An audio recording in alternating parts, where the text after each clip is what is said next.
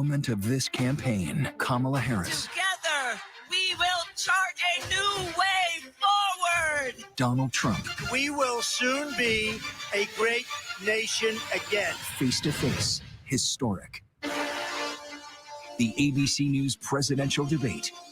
Here now, David Muir and Lindsay Davis. Good evening, I'm David Muir, and thank you for joining us for tonight's ABC News presidential debate. We want to welcome viewers watching on ABC and around the world tonight. Vice President Kamala Harris and President Donald Trump are just moments away from taking the stage in this unprecedented race for president. And I'm Lindsay Davis. Tonight's meeting could be the most consequential event of their campaigns, with Election Day now less than 2 months away. For Vice President Kamala Harris, this is her first debate since President Biden withdrew from the race on July 21st.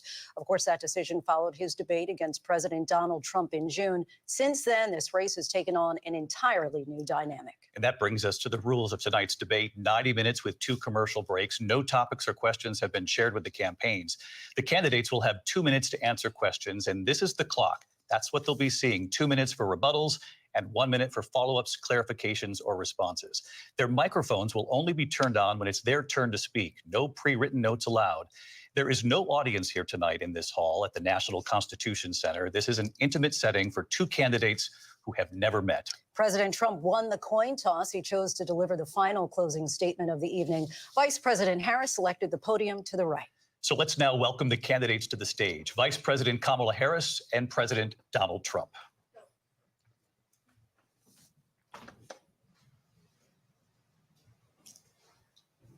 Kamala Harris.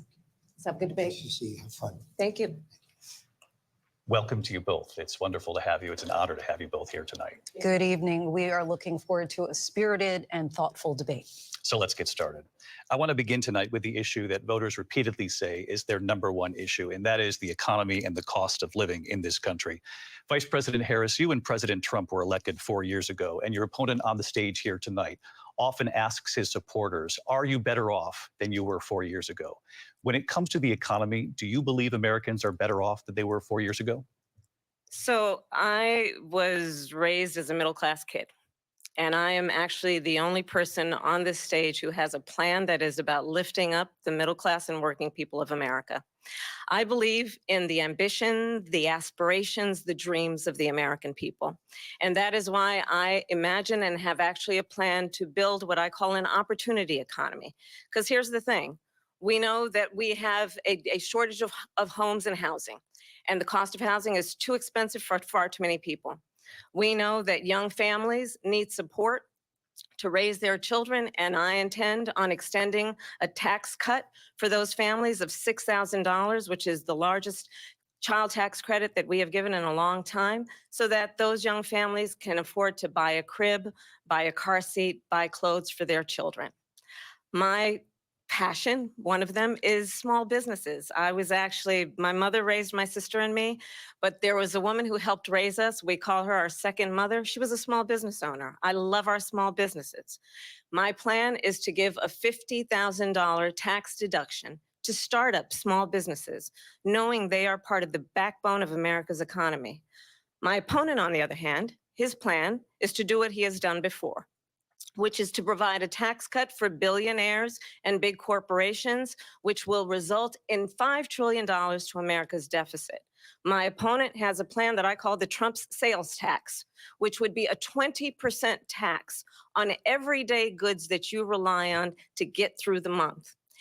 Economists have said that Trump sales tax would actually result for middle-class families in about $4,000 more a year, because of his policies and his ideas about what should be the backs of middle-class people paying for tax cuts for billionaires.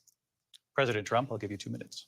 First of all, I have no sales tax. That's an incorrect statement. She knows that. We're doing tariffs on other countries. Other countries are going to finally, after 75 years, pay us back for all that we've done for the world. And the tariff will be substantial in some cases. I took in billions and billions of dollars, as you know, from China. In fact, they never took the tariff off because it was so much money they can't. It would totally destroy everything that they've set out to do. They're taking in billions of dollars from China and other places. They've left the tariffs on. When I had it, I had tariffs, and yet I had no inflation. Look, we've had a terrible economy because inflation has, which is really known as a country buster. It breaks up countries. We have inflation like very few people have ever seen before, probably the worst in our nation's history. We were at 21%, but that's being generous because many things are 50, 60, 70, and 80% higher than they were just a few years ago. This has been a disaster for people, for the middle class, but for every class. On top of that, we have millions of people pouring into our country from prisons and jails, from mental institutions and insane asylums, and they're coming in and they're taking jobs that are occupied right now by African Americans and Hispanics, and also unions. Unions are going to be affected very soon. And you see what's happening. You see what's happening with towns throughout the United States. You look at Springfield, Ohio. You look at Aurora in Colorado. They are taking over the towns. They're taking over buildings. They're going in violently. These are the people that Xi and Biden led into our country, and they're destroying our country. They're dangerous. They're at the highest level of criminality, and we have to get them out. We have to get them out fast. I created one of the greatest economies in the history of our country. I'll do it again and even better. We are going to get to immigration and border security during this debate, but I would like to let Vice President Harris respond on the economy here.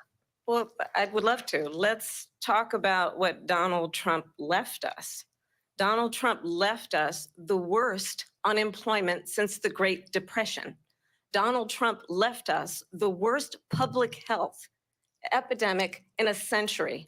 Donald Trump left us the worst attack on our democracy since the Civil War. And what we have done is clean up Donald Trump's mess. What we have done and what I intend to do is build on what we know are the aspirations and the hopes of the American people. But I'm going to tell you all in this debate tonight, you're going to hear from the same old tired playbook, a bunch of lies, grievances, and name calling. What you're going to hear tonight is a detailed and dangerous plan called Project 2025 that the former president intends on implementing if he were elected again. I believe very strongly that the American people want a president who understands the importance of bringing us together, knowing we have so much more in common than what separates us. And I pledge to you to be a president for all Americans. President Trump will give you a minute here to respond. Number one, I have nothing to do, as you know, and as she knows better than anyone, I have nothing to do with Project 2025. That's out there. I haven't read it. I don't want to read it purposely. I'm not going to read it. This was a group of people that got together. They came up with some ideas, I guess some good, some bad, but it makes no difference. I have nothing to do. Everybody knows I'm an open book. Everybody knows what I'm going to do. Cut taxes very substantially and create a great economy like I did before. We had the greatest economy. We got hit with a pandemic. And the pandemic was not since 1917, where 100 million people died, has there been anything like it. We did a phenomenal job with the pandemic. We handed them over a country where the economy and where the stock market was higher than it was before the pandemic came in. Nobody's ever seen anything like it.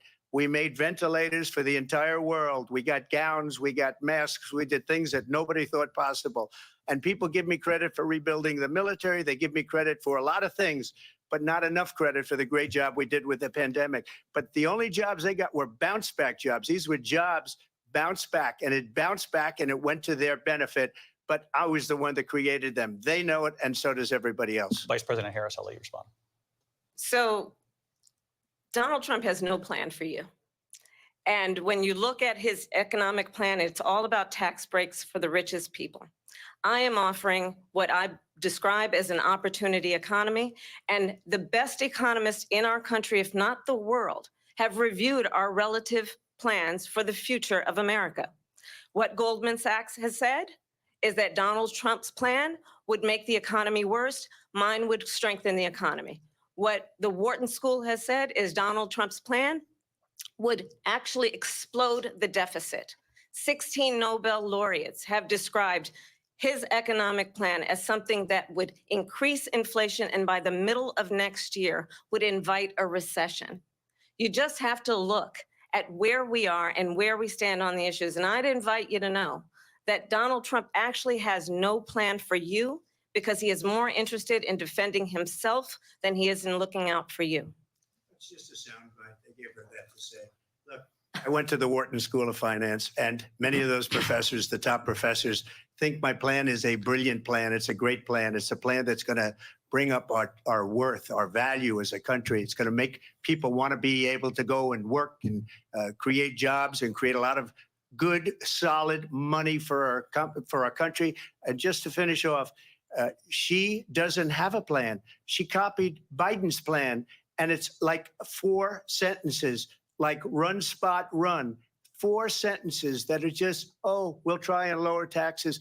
She doesn't have a plan. Take a look at her plan. She doesn't have a plan.